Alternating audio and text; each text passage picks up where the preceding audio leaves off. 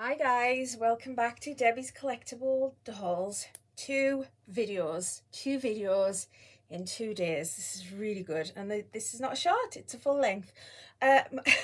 Excuse me, I mentioned yesterday I had an earache, and I think it was the start of a cold. I seem to be coming down with a bit of a cold, so excuse me if I get a bit nasally. I'm here with Max. Max is my Tink sculpt, and as you can see, he's wrapped up like a little burrito today because it's a bit nippy. Well, it is in my bedroom anyway. So he's there. Is the Tink sculpt by Bonnie Brown. I'm sure you know that, or most of you will do. I've come to do a tag, and this tag is Suzanne over at Suzanne's Babies, good friend of mine, and I will link her tag video in the description below if you want to go check that out. And she has posted the questions, each question in her description at the bottom of her video there. So I'm going to give this a go. And I did say to Suzanne on her video that I doubt I am going to be able to answer every question with just one answer, because it's just the way I am. But she's asking about films. So here we go. The first question is the first film you saw as an adult, and I have been racking my brain, Suzanne. I have been racking my brain, and I cannot think what that was. I really can't, and I don't know why, because I can remember the first record I bought back in the days of vinyl records, but I cannot for the life of me remember what the first film was that I went to see. So I'm sorry, I can't answer that one. Film that scared you the most. This is number 2. Well, I could never watch scary movies. I really could not watch scary movies until I got older. And now I'm over 30, quite a bit over 30. I can. I think I've reached a point, an age, where it just doesn't bother me, and I actually find scary movies quite funny, which is highly inappropriate, but I find humor in most of them now. So I can't say it was a horror film that frightened me, but I remember spending Christmas with my aunt and uncle and cousins one year, and they had King Kong on the television, and I must have been about 7, and it was the original King Kong, the old black and white one. And I remember going to bed after watching this film, and every time I closed my eyes, I could see this giant gorilla laid at the bottom of the Empire State Building with lots of wounds on his belly, and that poor woman standing there, well, laying on him, just sobbing. And I was utterly I was freaked out. I was so frightened by that movie. I could not sleep by the end because of the ending of that movie. So I would say that would have to be the most frightening film I saw, because I just couldn't watch frightening movies. A film that made you cry the most. I can't really answer this either, because I cry at everything. I cry at things you're not supposed to cry at. I cry at happy things. I just cry at absolutely everything. I cry at soap operas. I'm a crier. I genuinely just cry for any reason. So I can tell you a bunch of movies I've cried at, because I've probably cried at everything. One of my favourite films is Pay It Forward. If you've not seen Pay It Forward, please go find Pay It Forward. It is an amazing film. I cry at that. I cry at Watership Down. I cried at everything, especially movies where there's animals in them. I can't watch Lassie. I mean, I've seen the Lassie movies, but I cry at every single one, so I can't watch them again because I know I'll cry. So I watched them once and then never again. Black Beauty, I know that's one of your favourite stories, Suzanne. Can't watch that. Yeah, if there's an animal in it, I can't watch it. I've watched Marley and Me once. Won't watch it again. Far too traumatic. I just cry. Anything. And if it's a true story, like the one you were talking about, like Schindler's List. Film that makes you laugh the most. Now that I prefer to films that make me cry. I like old movies, the old comedies. I love Bringing Up Baby with Katharine Hepburn. I howled at that one. I have that on DVD. That's a good one. I like Some Like It Hot. More recent movies. Well, I say recent. It was a long time ago, actually. Home Alone. I went to see that with my friend and her children, and her friend and her friend's children. So basically, a bunch of mums and children. And we went to see that at our local cinema, which is now closed. That one, we have to go further afield. And my friend barely watched the movie. She was laughing at me, laughing at the movie, because I was just wetting myself, falling off the chair, laughing at Home Alone. And that was a long time ago, but apparently I laughed all the way through that.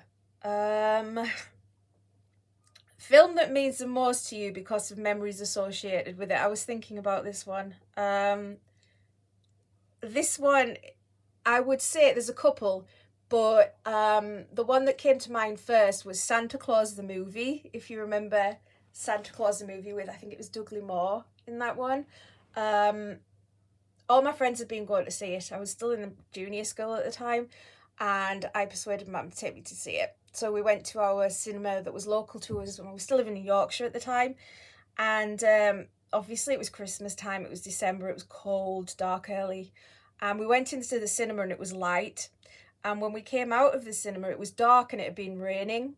So everything was wet, there were puddles and things. And all the Christmas lights that were up along the main street and the shop windows and strung across the street were all reflecting in the water. And I remember coming out of this magical film to this magical scene of of reflections. All the lights were reflecting in the puddles and off the street, and because it was dark and wet. And it was basically a cold, miserable night, but it was magical because of the lights reflecting in all the puddles. I always remember that.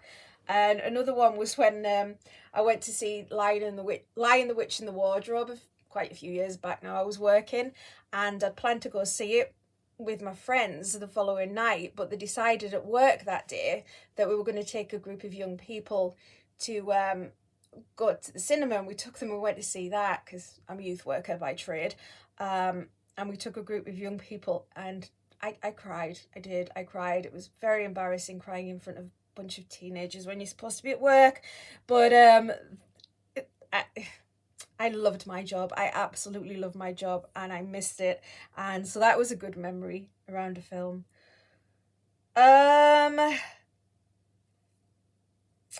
Number 6, which film do you relate to most? I can't say that I relate to a film particularly, but to a character, which is, I assume, what you meant, Suzanne. I would have to go back to The Lion, the Witch, and the Wardrobe, because I kind of think of myself as being quite like Susan in The Lion, the Witch, and the Wardrobe, because as silly as I tend to come across, I'm actually a very cautious person and very practical. I used to say that I was like Chucky in the Rugrats, because I'm always the one who's saying to my friends, "Do you really think this is a good idea?" So I'm kind of a straight-laced character, to be honest. I will do silly things and I like to make people laugh, but when it comes to putting myself in harm's way, I'm very, let's think this through before we do it. So I think I kind of relate a lot to Susan in The Lion, the Witch, and the Wardrobe. Worst film you've ever seen? I would have to say Vanilla Skies with Tom Cruise. If you've seen it, you're either going to love it or you're going to hate it, I think. I went to see this with two of my friends, Lynn and Becky, and I'm somebody who follows the plot really well. Like a good murder mystery, I've usually got it solved halfway through. And my friend Lynn, she's not great at following a plot. And she usually sits next to me in the cinema and she's like, "What was that just happened? What's going on?" And I will sit and explain it to her. I had to explain The Lord of the Rings to her because we saw the Lord of the Rings trilogy together. But when we came out of Vanilla Skies, we all looked shell-shocked.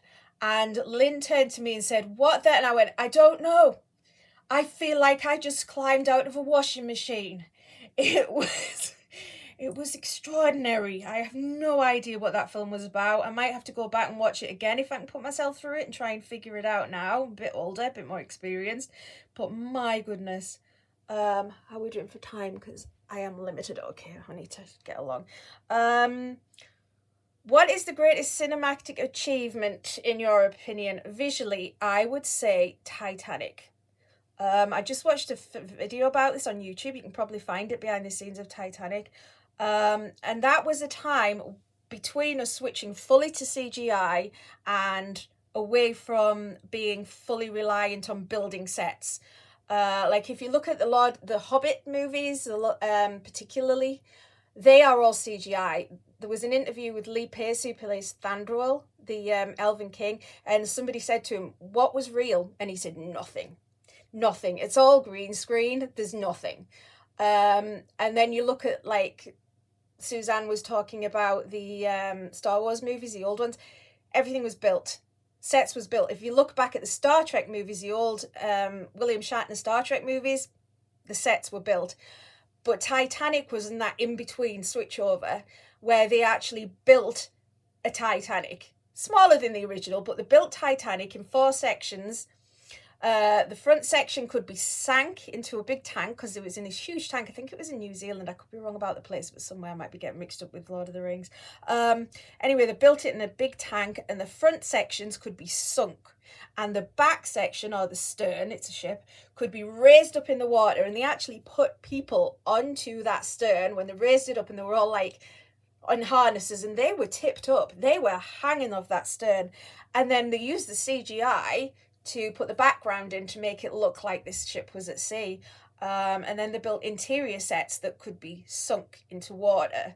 They the grand staircase and the sinking scene. Now, I'm not a big fan of Titanic, the story. Like, I mean, the real story, it's history. But I mean, the Jack and Rose story are kind of... But visually, that film is spectacular to me. What film have you watched the most? I tend to binge watch a film for ages and ages and then move on to another. So it's hard to say what film I've watched the most. But when I really wanted a beagle, before I had one, I did watch Cats and Dogs a lot. That has a beagle as the main character, the original Cats and Dogs. So possibly that one, to be honest, just because I was just craving a beagle. Also Star Trek Enterprise, which is a TV show, but they had a beagle on them.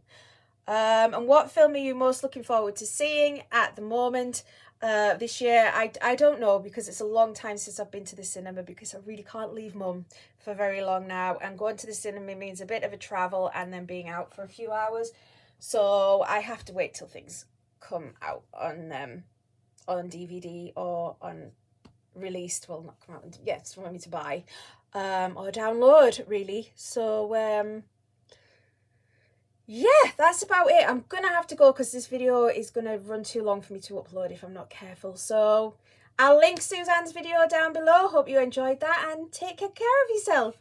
Bye bye.